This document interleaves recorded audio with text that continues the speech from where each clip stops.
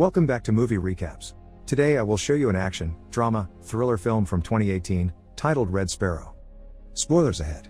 Watch out and take care. The story begins by jumping back and forth between the lives of our two protagonists in Russia. First, there is Dominika Yegorova, a famous ballerina that is in charge of taking care of her sick mom. After a visit to the doctor, Dominika leaves her mother with a caretaker so she can go to work. Once in the theater, she changes and puts on makeup before going to meet the guests, which include her uncle Ivan Egorov, deputy director of Russian Secret Service. He introduces her to Dmitry Ustinov, a Russian gangster that asks her for a picture and takes the chance to touch her improperly. Moments later, the play begins and Dominika is dancing as wonderfully as ever when suddenly, his dancing partner jumps and lands on her leg, breaking it. Dominika is immediately taken to have surgery. The other character we follow is Nate Nash, a CIA agent, who is taking a phone call from an automatic caller that dictates some words to him. He uses those words to decode the address of a meeting location, and he takes his gun with him before leaving. The chosen spot for the secret meeting is the park at night, and when he arrives there, he notices he's being followed by a car. A mysterious man, codename Marble, is walking towards him as well, and Nate hands him something as they cross each other on the road before they go on as if nothing happened. The car is still following him, though, so to give the man a chance to escape, Nate creates a distraction by shooting the floor and starts running away as the car gives him chase. He reaches town and is surrounded by the police just as he makes it to the American embassy. Inside, he meets with his bosses, who tell him the asset is safe, but Nate will still be sent back to the USA for his mistake. The next day, Ivan visits Colonel Zakharov, director of the Secret Service, in his office. General Vladimir Korchnoi is there as well. They show Ivan a video of Nate's meeting at the park and mention he's a CIA agent that left the country that morning, but their main interest lies in the other man and finding out his identity.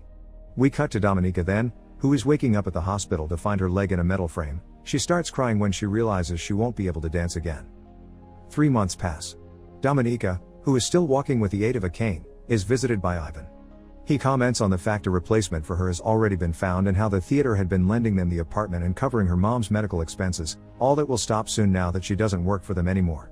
Ivan says he wants to help her and asks her to come to him when she's ready. He also leaves an envelope for her before leaving. Dominika opens the envelope and finds pictures that show her dancing partner has been romantically involved with her replacement, plus a recording of a conversation between them that implies he jumped on her on purpose so his girlfriend could take Dominika's place.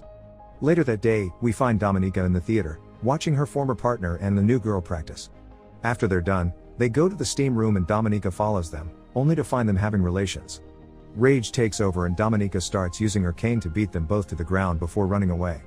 On the bus home, she sees her hand stained with blood and decides to get off, stopping by a payphone to report what she did as an accident. When she arrives at her apartment, she finds her mom on the bathroom floor, the caretaker nowhere in sight. Her mom tells her she didn't come because the theater stopped paying her. Knowing she has no other choice now, Dominika goes to see her uncle to ask him for help. He accepts as long as she helps him in return with a little case. The Secret Service wants to know more about Ustinov, whom Dominika had met at the theater. Ivan wants her to approach him, befriend him and gain his trust using her charms. Dominika at first refuses, but Ivan wins her over by reminding her how awful state hospitals are and how he can give her mom the best doctors instead. That very night, Dominika goes to the hotel Ustinov is staying in, wearing the dress she's been given. She goes to the bar to wait for Ustinov to approach her first, which he does. Dominika tells him she's come to see him, wanting to feel special again, so they leave for her room. She asks the guards to give them privacy and Ustinov starts undressing as soon as his men leave the room, then asks Dominika to do the same. She does so after some hesitation, and when she comes closer, Ustinov wastes no time in taking advantage of her. Their intercourse is suddenly interrupted when a man wearing a black helmet appears behind Ustinov and cuts his throat. The body is thrown on the floor and after asking for silence with a gesture, the man throws Dominika a coat for her to cover her blood-stained body and takes her out of the room through a back door. When they make it to the parking lot, he shoots an employee before getting them on his bike and driving away to an abandoned building. Inside, the man takes off his helmet to reveal Sergei Motorin, another Secret Service agent sent by Ivan, who is in another room in the same building together with Korchnoi, watching Dominika on the security cameras. When Korchnoi mentions she's a witness and she should be eliminated, Ivan mentions she could be useful. Ivan changes rooms to go see Dominika, and confesses he did know what would happen in that room and didn't tell her because she wouldn't have done it if she knew. He makes her an offer then, since she's so good at this, she can be sent to a special institution to be trained to be an agent. If she refuses, he won't be able to protect her, so she can only accept. Dominika leaves for the institution a couple of days later. When she arrives there, she's received by Matron, the headmistress of Sparrow School. She gives Dominika a fake name to use in the school before taking her to her room. Classes start soon after that, Matron talks about the modern world being in chaos and how Russia is the only country willing to make sacrifices to fix it. The students will be trained to be sparrows, spies who specialized in seduction and psychological manipulation. Dominika and a student named Victor are called to the front of the class and asked to strip. Victor does so without issues, but Dominika doesn't dare. Matron scolds her for it. We then cut to Nate, who's been summoned by the CIA's discipline panel to be informed he'll be suspended for his mistake in Russia and he can't leave the country. Nate protests because their mole, Marble, has been working with Nate for 3 years and won't trust anybody else, but he isn't hurt. Back in the Sparrow School, during a class with Matron, she tells them they need to be able to identify what their targets want. She puts some videos on TV for examples for them to work on. The first one Victor guesses wrong and Dominika corrects him, earning her his dislike. The second is guessed by another female student, who is called to the front of the class and told she will have to use her mouth on the man from the video, who is brought into the classroom in cuffs. The girl gets on her knees but is incapable of doing it. She falls to the floor crying. Matron reminds all the students that they need to learn to trick their bodies and teaches them some basic seduction tricks. Back in the USA, Nate notices he's being tailed and informs his superiors of this. He learns that the CIA hasn't heard anything from Marble and he takes the chance to remind them he will talk if it's Nate that contacts him. They reach a deal. He can't still go back to Russia, but they can send him to a country nearby so the Russian Secret Service will know he's around and Marble will resurface. Nate accepts for the team to come with him. Meanwhile, in the school, the students are asked to give a welcome to a group of soldiers that just returned home from war. Dominika chooses a young man and takes him to her room where she successfully gives him a hand. Later that day, Matron and the students watch all the videos of their performances with the soldiers. Matron tells Dominika her technique was good but she still hasn't learned to give herself up. After class is over, Dominika goes to the showers, where she's assaulted by Victor. She defends herself by taking the water tap from the wall and hitting him with it. In the meantime, Ivan, Korchnoi and Zakharov are discussing the fact Nate has been relocated to Budapest. They want to do something about it, but they know the president doesn't want them anything that may come off as antagonistic against the USA. Ivan proposes they give the mission to someone else. Back in the Sparrow School, Matron and a newly arrived Korchnoi question Dominika for her attack on Victor. Matron thinks Dominika still has potential. Korchnoi asks for a moment alone with her. After everyone else leaves the room, he questions Dominika again, and she explains she owes and serves the state, not her classmate. She's allowed to go back to class, where Matron once again calls her to the front while Korchnoi watches from a security camera. Dominika is shown a picture of Victor and asked what he wants as he enters the room. Matron orders her to give him what he wants. Victor asks her to turn around. Dominika refuses and gets into action. As she undresses, he tells Victor to look at only her, and once she's completely naked, she sits on the table with her legs open, egging him on to take her. Victor can't get it up and runs away when she teases him for it. Then Dominika answers Matron's question. What he wants is power. Korchnoi is impressed. Moments later, Matron meets with Dominika in private again and tells her she'll be sent back to Moscow. Days later, while reuniting with her mom at their place, Dominika receives a call that tells her to meet Ivan at a restaurant.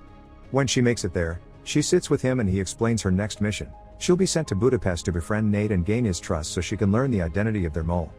He gives her a new passport and documents with a new name. Dominika leaves without eating. She makes it to Budapest a couple of days later, and goes to stay at an apartment she'll share with a fellow Sparrow, Marta. Later that day, she meets with her new boss, Station Chief Maxim Valentov, and asks him for some information on Nate. Afterward, she follows Nate around to learn his routine. The next day, Dominika starts going to the same swimming pool as Nate, and lets him go to her when they leave the building. They chit-chat a bit but Dominika plays hard to get. She also makes up a story about being a translator for the embassy. The following day, however, she doesn't find Nate at the pool, and the receptionist tells her ID is gone missing. Turns out, Nate already knows she isn't what she says. We cut to him explaining to his superiors that she's been using many names and making the connection to Ivan. He thinks she's valuable and that her using her real name is a provocation. After some hesitation, his superiors allow him to get closer to her to gather intel. After going to Valentov to report her progress and ask for an embassy pass, Dominika visits the embassy and sees Marta chatting with Stephanie Boucher, an American politician. Nate interrupts her staring to chat, admitting he was the one to steal her ID from the pool, and asks her out to dinner the next day at 8. Dominika accepts before leaving. Back in her apartment, Dominika searches Marta's room and discovers she's been buying intelligence from Boucher. Marta returns home then, but doesn't catch her in the act. She gives Dominika a copy of the report Valentov sent to Moscow. Apparently Dominika has made an enemy. The next day after work, she follows Valentov into a bar and asks him to buy her time with a better report, then provokes him into punching her by making fun of his small member. His violence is now on the security cameras and Dominika tells him he'll write a better report or she'll take the recording to the police. While all this is happening, Nate is alone in a restaurant, waiting for his date. Thinking he's been stood up, he leaves the place, but Dominika is following him closely. Back in his apartment, Nate receives another coded message on the phone that he quickly writes down and deciphers. It says Vienna. He's about to leave when a crying Dominika rings his bell. He allows her to come in. While sharing some whiskey, Dominika tells him his boss assaulted him. When Nate asks her how she knows where he lives, she raises the volume of the TV so they can't be heard. Dominika asks him what happened in that park in Russia and kisses him after he tells her. Nate tells her to go home and figure out what she wants. The next day, Ivan visits Dominika before leaving for Vienna. He asks about her progress with Nate since their superiors are getting impatient. To buy time, she lies and tells him she's also working with Marta on her voucher case, but she'll need more money. Ivan accepts and asks for his coat to leave. Dominika gets it for him but not without secretly taking a peek at his passport. After he's gone, Marta approaches Dominika with her gun. She overheard the lie and is angry because the voucher case is supposed to be only hers. Dominika promises she'll give her all the credit and more money. She just lied for the extra time. Marta only accepts because she has no other choice. Later on, Dominika goes to Vienna and opens a bank account there while Marta visits Valentov to tell him she knows how to get rid of Dominika. Dominika returns to her place that night and finds Marta murdered in the bathtub. Suddenly, Sergei appears behind her and grabs her by the neck to pass on a warning. This is what happens to those that share secrets. He also tells her to call the police before he disappears. We cut to Nate there, who is reporting to his superiors about having met with Marble in Vienna. Marble has given him some files confirming Dominika is a sparrow, and that makes Nate think she's even more recruitable. Meanwhile, Dominika is being interrogated by the police, but she tells them nothing. When she leaves the precinct, she finds Nate outside waiting for her. They go back to his place, where he confesses he knows she's a sparrow. Dominika tells him her story in return, putting emphasis on the fact she only cares about her mother's well-being. Nate asks her to be a double agent for him, promising her protection. She replies she needs to sleep. He gives her his room. Later in the night, she leaves the room and joins Nate on the touch. After asking if she can trust him and getting a positive answer, she makes love to him. The next morning, after she confirms she accepts his deal, Dominika goes back to her routine, writes a fake report on Nate saying she has him in her pocket and then returns to her place to wait for his signal, which is a simple phone call that plays her favorite song. Dominika meets with Nate's superiors and is put through a liar detector test to see if she can be trusted. When they accept her, she asks for money. They laugh at her, but they change their minds when she tells them she can give them voucher. The following Friday, the whole team flies to London to meet with Boucher.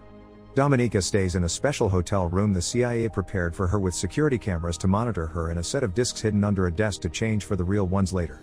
Moments later, while she's at the bar waiting for Boucher, he's surprised by the sudden appearance of Valentov, who supposedly wants to help. Dominika sends him to her room, otherwise his presence will scare Boucher off. Boucher arrives soon afterward and Dominika goes to her, explaining Marta sent her. Boucher doesn't like this change and is about to leave, but Dominika convinces her to stay when she threatens her with some dangerous pictures and mentions the money. Both women go to Dominika's room where Valentov is waiting. Boucher gives her the discs in exchange for the money, and Dominika pretends to take the discs to her computer to check they're real when she's actually trading them with the CIA's. Dominika and Valentov leave then after telling Boucher to wait an hour to leave too, but Boucher is anxious and drunk so she leaves soon after. When she makes it to the street, she notices she's being followed and gets scared, so she throws the money in a trash can and crosses the street where a truck hits and kills her. Dominika is in a car with Valentov when this happens, and he quickly gets the news on the phone. He tells Dominika they've been given orders to return to Moscow immediately and takes her passport. When they make it to Moscow, Ivan takes the discs from Valentov before arresting him. Both he and Dominika are under suspicion of having helped the Americans. When asked about it, she denies it, so she starts being tortured in different ways for the real answer, but she doesn't give in. They even show her a video of how Valentov was shot for lying, but when the interrogator points at her head and she lies again, nothing happens. Ivan takes over then, and Dominika manages to manipulate him into protecting her. She's allowed to return home, but when she gets there, she feels so dirty she doesn't let her mom hug her. After a difficult meeting with Korchnoi and Zakharov, Ivan returns to his apartment, where Dominika is waiting. He tells her they've granted her request to let her keep working on Nate. She kisses him before leaving.